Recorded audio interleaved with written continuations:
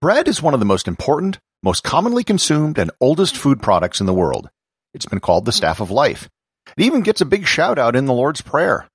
But how did this fundamental food, which ultimately comes from wild grass, get developed? And perhaps more importantly, why did this grass-based food become so important? Learn more about the history of bread and how it became the staple food for so much of the world on this episode of Everything Everywhere Daily.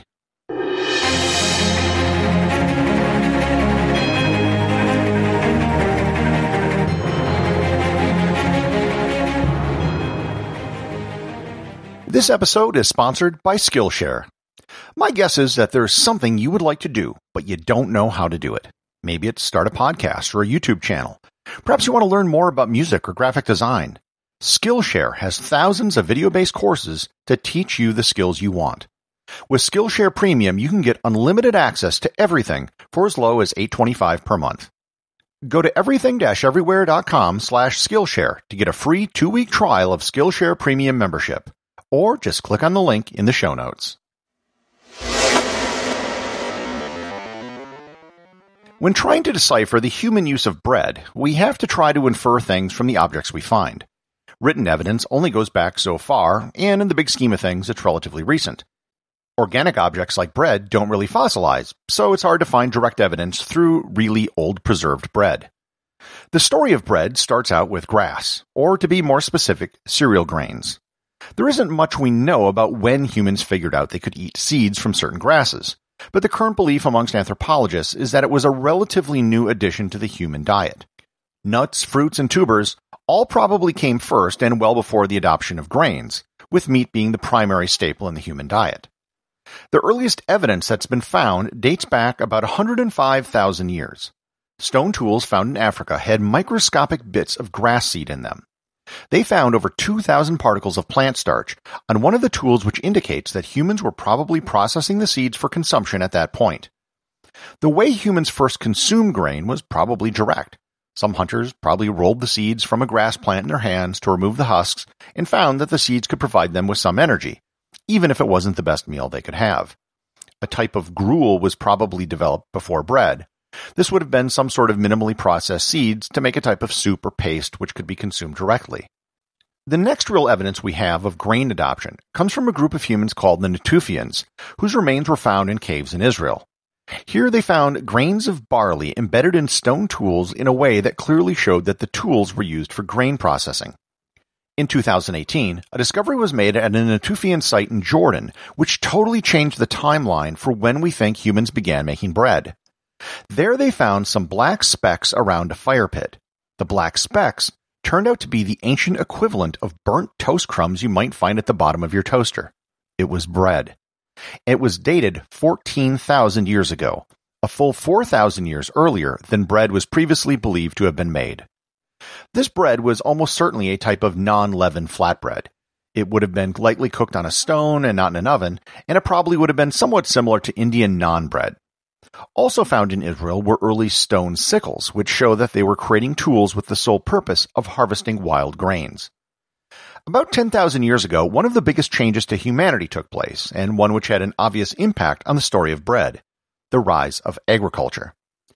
The hows and whys of the rise of agriculture is a pretty involved story. There are lots of theories, and it's certainly well beyond the scope of a daily podcast. I'm sure I'll be dealing with the subject more in future episodes. For now, I'll just wave my arms around in the air and say agriculture happened. For the purposes of this episode, the important thing to know is that the rise of agriculture, at least in the Fertile Crescent in the Middle East, was heavily reliant on grain. Why grain, and why in particular wheat and barley? Humans have been eating tubers for a much longer period of time, yet when humanity fully committed to agriculture, it was with cereals, not roots. Well, there are several reasons. First, grain stores really well.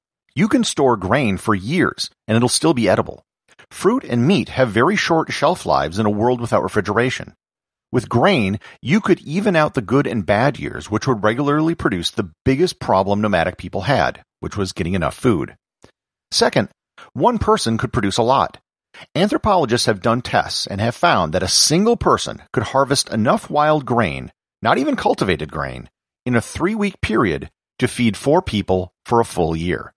This allowed people to spend time on other pursuits for much of the year, which eventually gave rise to civilization.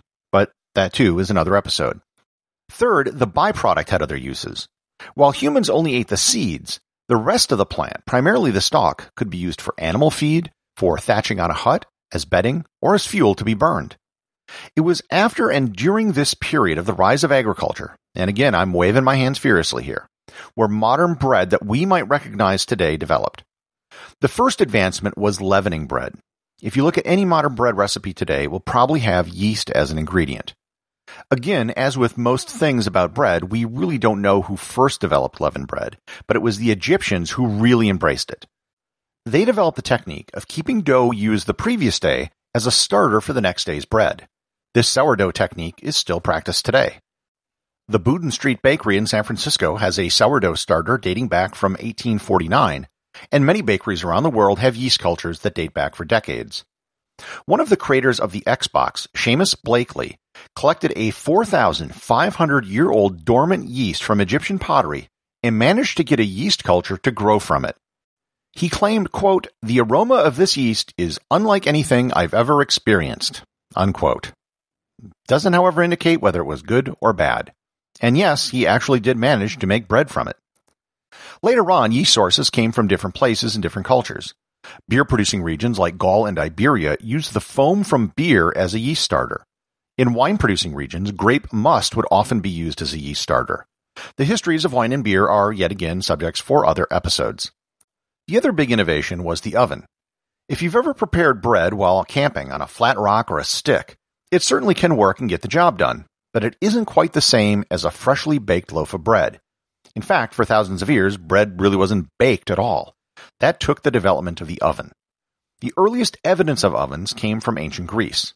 They developed the closed-door oven, which allowed a wider variety of bread to be created. It's hard to pin down many of the firsts when it comes to bread because so many cultures around the Mediterranean made bread, and there was so much contact between them in terms of trade and exchange of ideas. I mentioned earlier that bread doesn't fossilize, and that's true. However, it can carbonize when it's buried in volcanic ash, and that's exactly what happened when Mount Vesuvius erupted. A carbonized loaf of Roman bread called the Herculaneum loaf was discovered in 1930 in the villa of one Quintus Granius Verus. We know his name because the bread was stamped with a baker's stamp from the villa, which was used for branding. It's a round sourdough loaf with a radial cut with marks on the top. People have actually since replicated this bread. Bread in the ancient world was a really big deal. Rome had a baker's guild, and a representative from the guild would always have a seat in the Senate. In Greece, cities would compete with each other on the quality of their bread and their bakers. Athens, Rhodes, Cyprus, and other towns would all brag about their bread. Almost everywhere in the ancient world, you could find many dozens of types of bread, which differed in the type of grain they were made out of, how they were cooked, and what products were added. Bread with egg, butter, or milk were more expensive and usually only eaten by the rich. In Rome, bread became a public good. There were subsidies for bread, and it was given out by rich Romans who sponsored games, hence the term bread and circuses.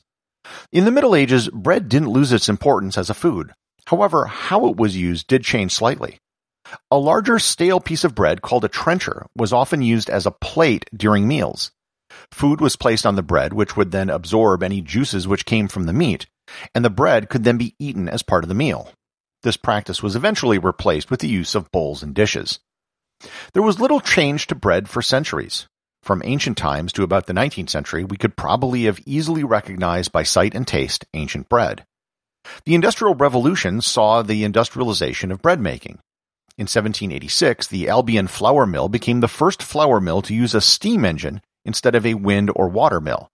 It was said that it could output more flour than every other flour mill in London until it mysteriously burned down in a fire 5 years after it opened. Sliced bread was the greatest thing since sliced bread, and I did an entire episode on how sliced bread came to be, so I'll ask you to just listen to that to get the full story. In the 20th century, techniques such as the Clorley-Wood bread process, which allows for faster production with lower protein wheat, was developed. Bread also became the vehicle for many additives which changed the color, texture, as well as nutritional additives such as calcium.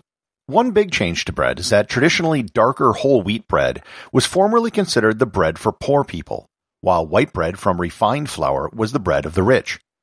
In the late 20th century, those trends reversed, with whole grain bread now being more expensive and refined industrial white bread being cheaper. In the 21st century, bread consumption, for the first significant time in centuries, had gone down. With increasing diagnoses of celiac disease and gluten intolerance, as well as more people trying to cut down on carbohydrates, bread consumption per capita might have reached its peak. Over 56% of consumers have indicated that they're buying less bread than before, even though it's still estimated that 60% of the people in the world still eat some form of bread every day. Regardless of what might happen in the future with diet trends, given its history and cultural significance, I don't think that bread will be off the menu anytime soon. Executive producer of Everything Everywhere Daily is James Makala. Today's user review comes from Mitch Duneau in Canada. He writes, "Brief, fun, and informative. This podcast by well-known travel blogger Gary Arndt is the perfect pandemic pivot podcast.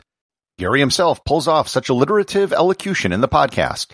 Nearly every episode is under 10 minutes and filled with interesting factoids about various moments in history. Not to be missed." Well, thank you very much, Rich, and thanks to all of you who've left reviews over on Apple Podcasts and over on places such as Stitcher. Remember, if you leave a 5-star review, I will read your review on the show.